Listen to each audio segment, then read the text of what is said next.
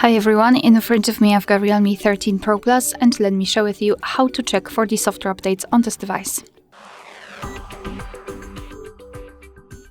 So first of all, make sure that we've got the internet connection because it is required, and then let's enter the settings.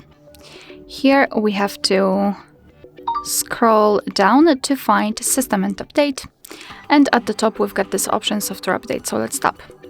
And as you can see, thanks to the internet connection, your device is checking for the updates, and basically you can meet two different scenarios.